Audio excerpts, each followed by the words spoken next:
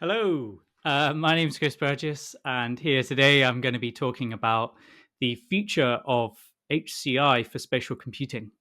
Um, as I said, my name is Chris Burgess. I have my own company, Catalyst for Emerging Tech, and I specialize in spatial computing. And this is something that we'll be talking about today, and I'll be giving you a little bit more information, hopefully teaching you some things along the way. HCI, what does it mean? Well, it's an acronym which stands for Human Computer Interaction. So today what I'm doing is I'm going to break down this talk according to these three criteria. So we'll start with humans, we'll go to computers, and then we'll look at interaction. I'll come on to that in a second. So the next question is, well, if this is the HCI for spatial computing, human computer interaction for computing, what does spatial computing mean? Well, spatial computing is, and this is the easiest way I could think of explaining it, is where computing moves from 2D screens to being 3D content. So spatially, it will be around you rather than tied to a screen. So this will include three specific elements: 3D content, i.e. 3D models that exist. It could even be 2D things exist in 3D space. We've got 3D audio, so i.e. audio that will exist around you. It can give you a sense of whether digital content is closer to you or further away. And then finally, in 3D interaction, i.e. how will we interact with 3D content? Is it using our hands? We can come on to that in a lot more detail throughout this talk. Hopefully give you some good answers. So the way I have structured this is give a little introduction here, then look at humans, who are we and what do we need? I will then look at computers, how has it evolved and where's it going? And I'll look at how we interact with the interfaces of the future before providing some conclusions at the end. So the question is, why am I looking at this topic? Well, I thought this was interesting and very timely. So some news came out yesterday, and so let's see what this says. Why would you say now is the right moment to launch XR? Yeah, so for pretty much the history of computing, we've been using the rectangular box of a screen display. Whether it's monitors, laptops, tablets, or phones, XR has the power to extend beyond those boundaries. I think now is the perfect time to work on XR because you have a convergence of all these technologies, and Gemini is key to powering Android XR. The underlying technology allows us to process inputs from all different kinds of signals, much like you'd process the real world. The magical thing about XR is that it's moving computing to a place that's truly as natural as you can imagine it. Android XR is our new platform for headsets and glasses. It offers some of the best tools for developers to use, and it reduces a lot of the friction. We've been in this space since Google Glass, and we have not stopped. Things like AR Core, the Geospatial API, Lens, Live View, Translate, and now Gemini. We can take those experiences, which already work great, and find new ways to be helpful for people. When we talk about headsets and glasses, we think about headsets as episodic products that you put on for a specific reason. When you're watching the game, Gemini could break down everything about Freddy's Grand Slam. This is the most visceral incarnation of any 3D space or spatial environment you could think of. I can't wait to spatialize old videos. It'll feel like you're right in your memories again. And then we think about glasses as all-day products that you use to get value throughout your day. Our technology really enables us to shrink down the displays that go into the glasses. We'll see more of these highly portable devices that will more and more look like the ones I'm wearing right now. With glasses, you'll feel like you're a local, no matter where you are. There's no way we could build this platform other than collaborating very closely. We've been working with Samsung for a number of years, and so we look for opportunities where we could really marry each other's strengths in creating something new. From software and UX to hardware, cross-functional partners across both companies have worked seamlessly around the clock as one team to build a powerful XR platform. We've learned that we can build the best platforms with an ecosystem of developers, designers, and device makers. A lot of deep collaboration happens for us to bring the best solution to the ecosystem, to the platform, and to the users. Alone, you can go fast, but together you can go far. And the only way we'll get there is if we build this together. So I particularly liked that particular video. This is Google announcing and talking about Android XR, its new operating system for headsets and glasses. We'll come on to this in a second, but what I like about it is that they don't mention augmented reality, virtual reality, mixed reality. There's definitely a consolidation of some of these terms. And I wanted to talk about them and their relation to spatial computing a little bit in this introduction. So firstly, spatial computing. Why, again, am I talking about this? Well, if we look here, this is the Gartner hype cycle. And what happens is when a technology first comes about, it will start and continuously innovating. And then it will get to a point where, okay, it's reached this climax where everyone agrees, yeah, this is the best thing ever. And it will start to sort of lose some of that momentum as it goes down into this trough of disillusionment before, more best practices start coming out and things start picking up again. They go through the slope of enlightenment before they get to the plateau of productivity. So spatial computing, according to Gartner, is currently very early in this innovation trigger, which is why I believe we should be talking about it right this second. I also like Gartner's look at the impact radar. So here we've got a circle. Everything in the yellow is something that will happen in 0 to 1 years. Everything in the darker circle will be in 6 to 8 years. And then the circles themselves, so this dark blue color would imply that it will have a very high impact on a lot of people. So spatial computing exists over here. So, as they've suggested, 6 to 8 years away, but I think it's really important to be thinking about it now. The later we think about it, the more that development will have changed and we won't be able to keep up with what's going on.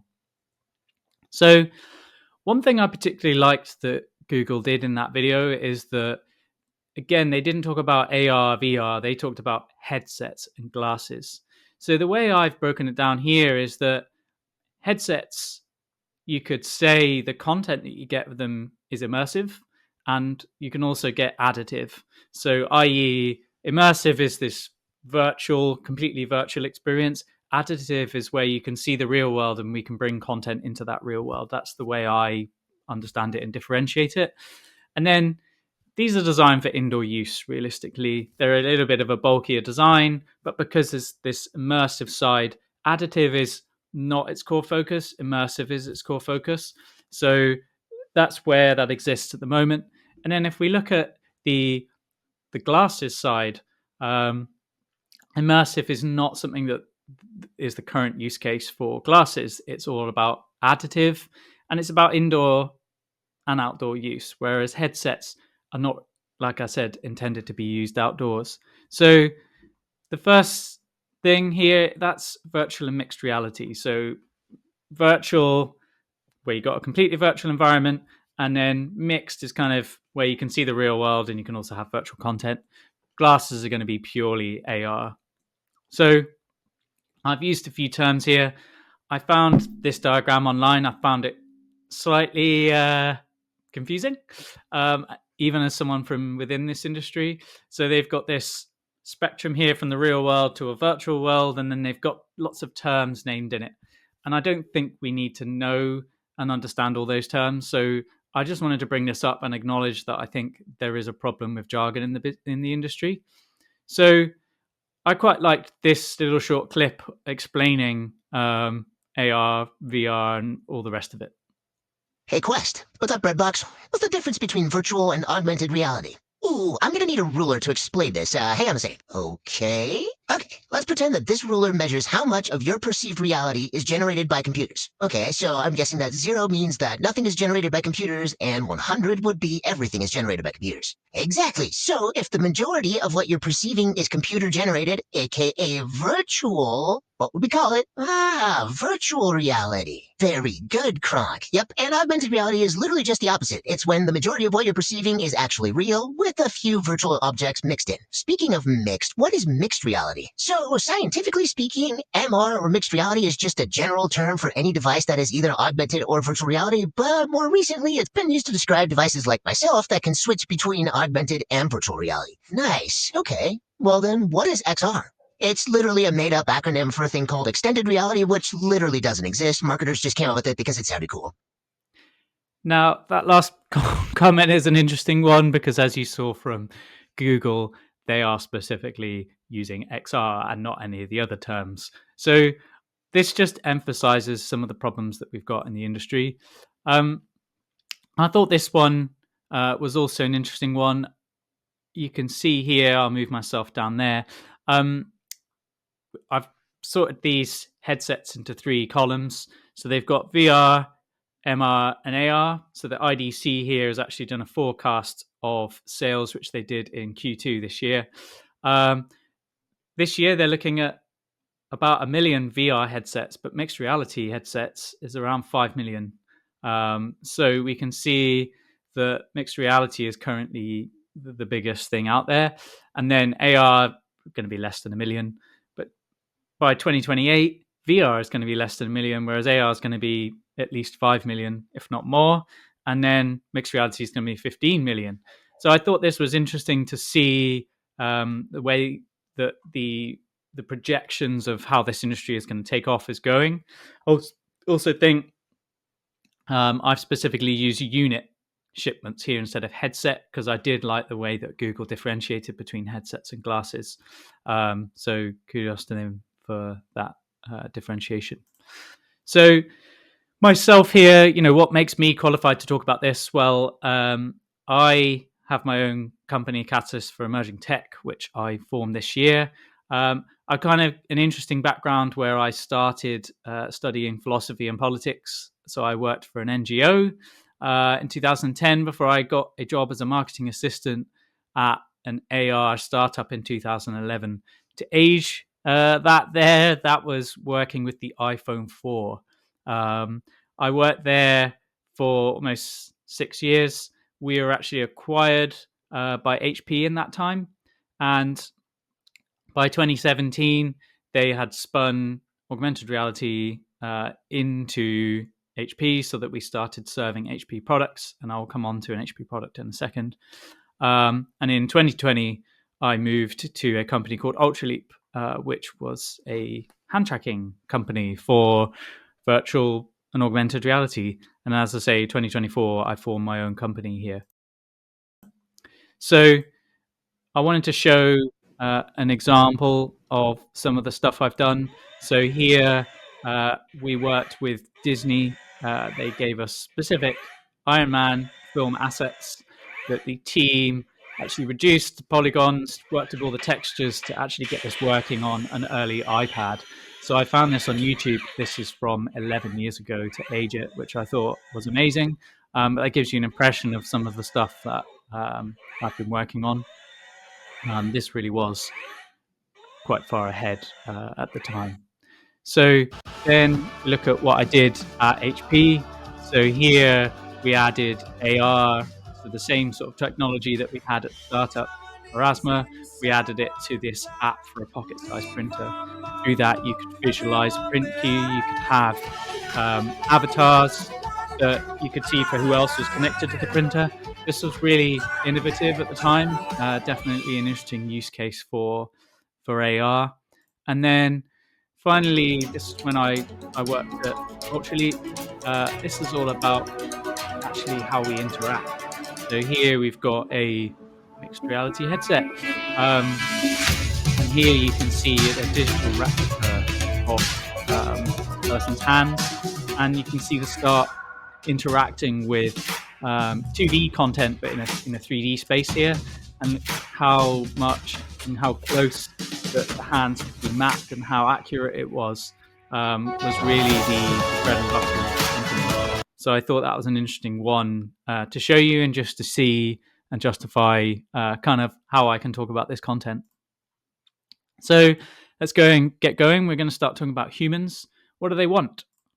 Humans are pragmatic, first of all. They will happily try something if it makes sense. So people and this is what I would say here, people will adopt a new technology if one, it offers an immediate advantage, and two, if it's easy to use. If it meets both those criteria, then it's something that I would see will be adopted from a technology perspective. So I thought this was an interesting way of looking at humans. So here, if I move myself over there again, I'll move myself there actually. We've got, I think, potentially 6 generations that are currently alive that are likely to use computers in some form. So we've got from builders, boomers, Gen X, Y, Z, and Alpha. And what I think is interesting from this perspective is, if I move myself again, on the left, we've got the least familiar and the slowest to adopt the technology, to going to the right, which is the most familiar and the quickest to adopt. So if I am a company thinking 6 to 8 years ahead, I would be talking to Gen Alpha down to Gen X. Seems unlikely that baby boomers and builders are going to be adopting spatial computing. So I think this is a good way of thinking about humans and how they're going to be using this technology. So definitely targeting Gen Alpha would be where I would start at the moment. So how do you offer value as a technology provider? Well, firstly, you need to solve a real challenge, or you need to improve upon a current solution. And ideally, you want to be able to do both. So companies in spatial computing, interestingly, focus on enhancements rather than challenges. So that's because, in my opinion, spatial computing is still somewhat finding its feet as a technology. And so it's not able to solve a problem right now. We do have things that we're doing every day at the moment that, yes, spatial computing can make better, but ultimately it isn't solving them as a problem. So the issue for spatial computing really is, what problems does it solve? Well, this is a little bit of a complicated table, but make myself a little bit smaller, that'll help it. So on the left here, I've got consumer and enterprise. I've differentiated between those two, and then the real life experience. And then we've got a column that's, are there challenges with this experience in real life today? And then the next column is, can spatial computing elevate this experience? Well, I've no doubt spatial computing can elevate every real life experience that I've identified here. The question is, are there challenges with it today?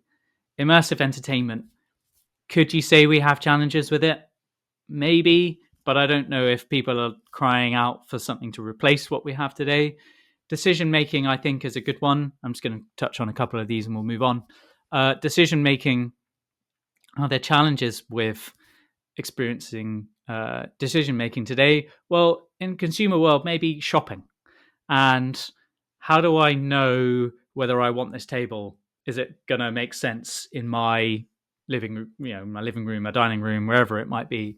Well, the thing about spatial computing through augmented reality is that we can position a virtual version of that product in our room. And suddenly, actually, that is something that spatial computing solves today that is a problem. And the other one I've got from an enterprise perspective is data-driven decisions. So through stuff like eye tracking, i.e. being able to see where someone is looking, from a retail perspective, you could use that as a way of determining best place to position products in a physical store. So if you created a virtual digital twin of your store and then used XR headsets to monitor where someone was looking through some user testing, you would have real valuable data. So I think those are the two core use cases. I think the other ones, you could argue, yes, maybe there's problems there, but I think those two are the ones I've identified that definitely have problems. So the summary from this human section is that technology must provide real value and be easy to use.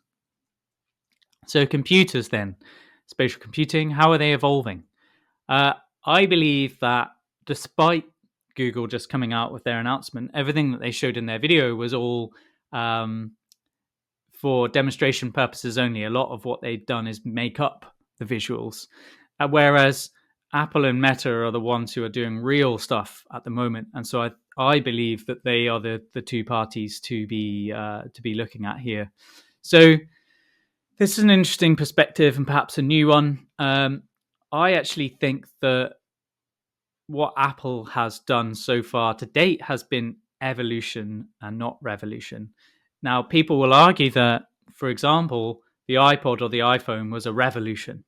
Now, revolution to me feels like a complete shakeup of what exists, if not creating something completely new. The iPod did do that, but it was an expansion of music that we already had in our pocket through mini discs. Now, I used to have a mini disc player. I don't know if that ages me, but if I wanted multiple albums, I still had to collect this little pile of plastic discs, and that didn't make sense. So the iPod solved that problem. The iPhone said, well, and if you haven't seen Steve Jobs' unveiling of the iPhone, I definitely recommend going to watch it. He said, well, hey, we've got phones, we've got iPods, and we got the internet. And the iPhone brought those three things together. So now you have music in your pocket, you had a great phone, but you also had the internet in your pocket. Again, you could see this as a revolution, but actually I believe that's an evolution of what's happened from before. They've just brought it all together. iPad, again, a smaller jump. Apple Watch will be important, and I'll come on to that a little bit later. And then we've got the AirPods. So these are all things, it's just an evolution of what's happened before. Well, that's until now. The Vision Pro, I believe, is revolutionary. It is, and when I talk about evolutionary, I mean within the Apple ecosystem. This is the first time we're moving from 2D content to a 3D world. How are they doing that? And that is a new era of computing from an Apple perspective. So I took a video. Dreamer, you're nothing but a dreamer. Well, can you put your hands in your head? Oh no, I said dreamer. I said what? So interestingly here, they've done a lot of emphasis on how you use your hands. They've emphasized a lot of kind of common content. They're trying to show you, hey, we can enhance these things that you're already doing. And I think it's clever marketing. I think we've seen the same with what Google just announced yesterday as well. So we can see the progress that computing is making there. You saw the AirPods included.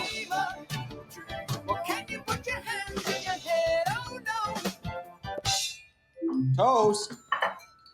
And there they show the eyes as well. So that's an interesting feature. So what I liked about this image is it really shows that this is a spatial computer. And by that, what I mean is it requires all these extra cameras and sensors in order to better understand the world around us, to better anticipate how to present 3D content, present digital content. And so the Apple Vision Pro is exactly what they are saying, a spatial computer. They haven't called it AR, VR. Interestingly, I haven't referred to them as call it a spatial headset. Maybe that's something that they will change in future. So this one just shows spatial mapping. This is actually on through a Microsoft product, the HoloLens, which they're discontinuing. But it shows now through these cameras that it can actually build a 3D picture of our world, and that allows us to interactive content more easily within that world. So moving on to Meta, they cover both headsets and now glasses. They've produced 8 different headsets since they acquired a company called Oculus, and they're now moving into this area of sort of AR glasses, smart glasses. So here I thought it'd be interesting to listen to Meta's CTO talk about the glasses here called Orion that they just announced a few weeks ago now. we are building AR glasses. We built AR glasses. We just revealed Orion, our AR glasses prototype. Building full AR glasses like these with a wide field of view display, wireless, AI built in, running all the core experiences you'd expect, has been something we've been working on for nearly a decade now. Way back then, when we first started this project, the teams crunched the numbers, and they said that they thought our chances of being able to build one of these was 10%. So we overcame a lot of odds to build these glasses. And let's start with the display and the field of view, because these were the biggest challenges by far. First, we needed to bend beams of light in ways that, frankly, they don't like to bend. We had to build an entirely new display architecture. So miniature projectors in the frame of the glasses shoot light into the waveguides. With nanoscale 3D structures printed into the lens that diffract light, showing holograms at different depths and sizes in your environment. And we bent this light in a power envelope measured in milliwatts. Now, how do we do this? Well, instead of glass, the optics are made of a novel material called silicon carbide. It's very lightweight, doesn't create weird optical artifacts or catch stray light, and it has a really high index of refraction, which is the key to a large field of view and an efficient use of photons. This material has incredible optical properties, but it's also incredibly complex to manufacture into an optical lens like this. The next challenge was heat dissipation. You can't stuff a fan into a pair of glasses. So the only way to get rid of heat is by radiating it away. But this is a really small device and it's right next to your head, so it can't draw away massive amounts of heat. So there's two things we did. First, we built the frames out of materials that are really great at dissipating heat. That's why we chose magnesium, which is also used in spacecraft for the same reason. The other thing is you generate less heat to begin with, so a lot of the custom components in Orion are designed with this goal. The micro LEDs are very power efficient. The custom wireless stack is designed to work in burst mode to reduce the amount of heat generated. And we had to build really specialized custom silicon that's extremely power efficient and optimized for our AI, machine perception, and graphics algorithms. In fact, we built over 10 custom chips and dozens of highly custom silicon IP blocks. This lets us take algorithms like hand and eye tracking and SLAM that normally take hundreds of milliwatts of power, reducing them down to just a few dozen milliwatts. Now let's talk about form factor. This isn't a shrunk down headset. They're not goggles, although they did start that way. These are glasses. They look like glasses, they wear like glasses. This is the largest field of view available in the smallest glasses form factor today. This allows digital content to blend with the world you're looking at. We've delivered dozens of innovations to get this industrial design down to what it looks like, just a pair of glasses that you'd be comfortable wearing. Orion is a feat of miniaturization with optical alignment at the accuracy of 1/10 the width of a human hair. There are 7 tiny cameras and sensors, so small that we're able to embed them in the frame rims. And the magnesium frames aren't just good at dissipating heat. It's a lightweight but also rigid material that keeps the optical elements in perfect alignment. So I appreciate you didn't come here to hear someone else talk instead of me, but I thought this video was a great one to really understand the way that these devices are going to have to evolve in order for us to get to this vision of true augmented reality. So where we can really understand the environment, how we can have something that we would wear every day. This video really goes into detail about that, and I thought that was worth sharing. So then the question for spatial computing is, well, what evolutions are needed for mainstream success? So we see a lot of like the technical expertise and engineering that's required to get to that point. But what do we actually need for mainstream success? Well, I thought this was good to listen to the CTO Boz talk again. There's always been 2 major questions that needed to be answered to bring AR glasses to the mainstream. The first was, can you make the fundamental technological breakthroughs, like bringing a big display into a pair of regular-looking glasses? The second was, what are the use cases? What can you do on AR glasses that you can't do on any other kind of device? We feel like we've made progress on both of those questions with Orion. And the good news is, you'll see a lot of new devices from us in the next few years that build upon this work. There's still plenty to be done to bring this to consumers. We have to bring the cost down and make it easier to produce at scale. Right now, it's still prohibitively expensive as a consumer product. But make no mistake, this is the future. It might be the most advanced consumer electronics device ever attempted. Certainly the most impactful new one since the smartphone. People have been dreaming about AR glasses like this for a long time, and the dream is finally coming true. So, as was mentioned in that video, the form factor needs to get to a stage where people will wear these glasses. Well, that's what's interesting about the Meta Ray-Ban partnership. I think I read a thing the other day that these are the most popular Ray-Ban glasses in 60% of Ray-Ban stores in Europe. These are glasses that I guess you would say is an AI assistant. So there's not necessarily visual spatial information yet, but it has cameras that can tell you what you're looking at. It has spatial audio, so you've got nice speakers in the arm of the glasses, and it also has an AI assistant. Now, the AI assistant has only started to be released in Europe very recently. So what is interesting there is that wasn't actually a reason why people would be buying it in Europe. They didn't have access to this AI assistant. So this is where I believe we need to get to from a form factor perspective. And so the data would suggest that's the case if we want AR to be something that people will use mainstream. So, a lot of the advertising for the Ray-Ban Meta relationship is how you can still look cool with these glasses on. And they are nice looking glasses. And I think testament to Meta here for recognizing that it makes sense for a partnership with a fashion provider to build these in a way that they know people would like, rather than a technology company trying to do that on its own when it doesn't necessarily know those, have that sort of insight. So the summary from this computer section is then the future of computing is 3D, but the devices are not yet ready for 3D content. And when I say the devices, as I sort of suggested earlier, there are these glasses, but even the ones that Meta was talking about, they're not going to be available for another 10 years. Okay, so now this is an area that's close to my heart. Interaction. How will we use the technology? Well, I thought it'd be interesting to look at how Hollywood thinks the future looks like when it comes to interaction.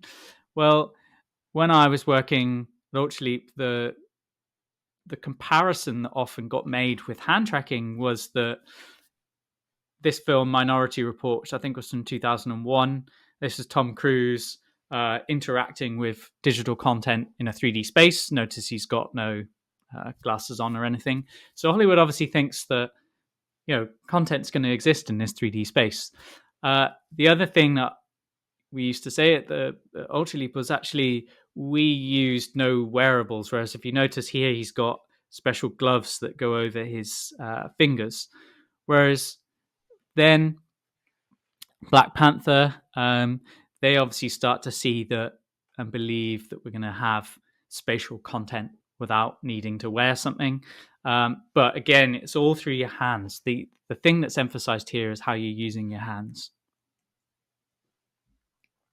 So I thought this was a good one to look at. So what's actually possible today? Well, here they are just using a camera and a 2D screen. But if you see different gestures of the hand in order to interact with content in a 3D space, so they're able to move it back and forward and zoom in and zoom out, all through use of their hands, which is intuitive. Like obviously they're using some gestures here that you would have to learn. If you look, he's got the peace symbol.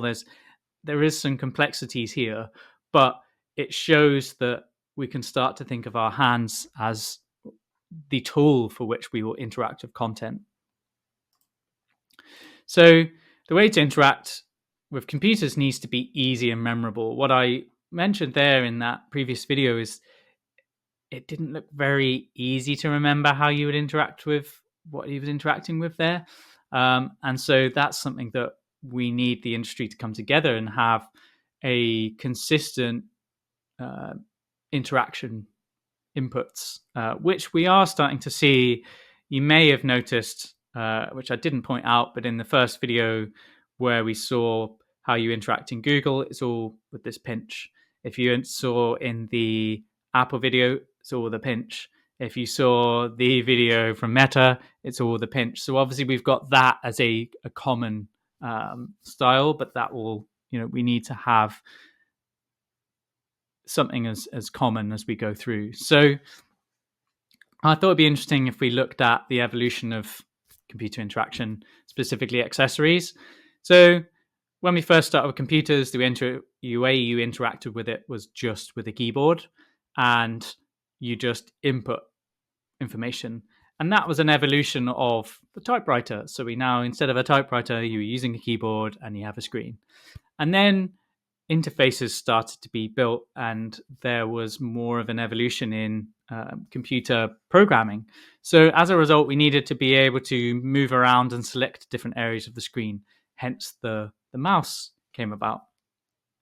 Then we moved to gaming controllers. So how do you start reducing the need for two accessories into one? So you've now got a gaming controller. So the joystick replaces the need for the mouse, and then you can have the keyboard be digital and use the joystick and buttons to be able to type.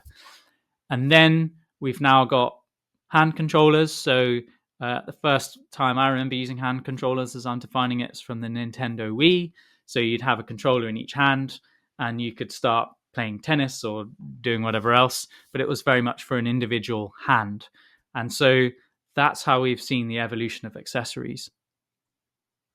The benefit of all of these is that they provide a sense of touch. There's something that you can hold, feel. The challenge is that this is an extra accessory that you're required to buy. So as we look at technology, if you're going to require extra accessories, the technology itself has got to have that be good enough that you can demand or get people to buy these accessories. So we then move to how we've introduced hands. Well, these are 2D gestures on the left here, what we would use with a touchscreen. So we've got swipes, double swipes, pinch, all of those things that we are very familiar with now. When my son was about 1, you could give him a phone and he was already swiping and doing all of these things. So it's been intuitive, and we've had to learn it. Now, I don't remember learning how to use a touchscreen, but it feels like we've known now. And then we start moving into the 3D gestures. So what we saw that the person interacting with the screen, or what we saw Hollywood was suggesting, that we're starting to introduce 3D gestures. And this is where it starts to get interesting. Now, the benefit here is that no accessories are required. You just use your hands. The challenge is that accidental input is possible. So sometimes you can overswipe on a touch screen and it ends up scrolling too far. 3D gestures, there's a room for a lot of accidental input. Even these ones here, it feels complicated. That's going to be a problem as we go through. So the thing here, and I thought was interesting, is that Apple has already introduced 3D gestures through the Apple Watch. They've introduced 4 gestures, which is a pinch, a double pinch, a clench, and a double clench. And here you can set up how you want those gestures to work, what you want them to work with. But I thought it was really interesting that they're already introducing that, and I would suggest that we're going to see that come into their well, we'll talk about the watch in a minute, but that's going to come into the Vision Pro. And here you see they've already been using pinch with the watch, and now this is how you actually scroll with the Vision Pro. And I thought, again, it's a continuation now of these gestures. It's the same, okay, pinch, but now you pinch and move up. And I think that's a clever way that they've managed to introduce that. I don't know how popular or how well known the gestures feature is on the Apple Watch. But I thought, yeah, it was a good one to look at. So when we look back at the Meta Orion headset, what I found interesting was this thing here. This is actually a wrist-worn device, and it's what they call an EMG. I can't think how they actually refer to it, but it's an electromyography device, which electromyography is a technique used to measure the electrical activity produced by your muscles. And this is done by attaching electrodes on the skin's surface to register what the muscle is doing. So this is how they are starting to counteract two potential problems with hand tracking. One is the accidental input. They can start to get a better sense of exactly what you're doing with your hands. And the other, which I like, is this haptic feedback. So one of the things I said about these accessories is that it's something you can hold. You get little buzzes in the controllers. There's a lot of value to those. Whereas hand tracking, you start to lose that. Well, this is how what looks like they're going to get around that problem from a meta perspective. Now, I brought up this is a little prediction of mine. I was trying to look around for different watch companies. When we look at how successful the Meta Ray-Ban relationship has been, I would imagine that we're going to see them start to change this into being something that people would wear. Now, would I wear that all the time? It looks all right, but it feels like it's only got one purpose, and that's to serve the glasses. Serve the Orion glasses. Whereas when you come here, if you could start having a watch and it's fashionable and people would wear it, you start to get a way of adoption more easily coming about. And I thought Swatch seemed, from its advertising, the way, the style of its brand, definitely seems like a brand that would make sense. When we looked at that human side, we talked about the Gen Alpha. Gen Alpha is going to be, this is who Swatch is targeting. That would make sense from my perspective for what Meta should be focused on. So let's hear a bit more from CTO at Meta about how they are thinking of interaction with these Orion glasses. For this new computing paradigm, we needed a way to interact with these devices as well.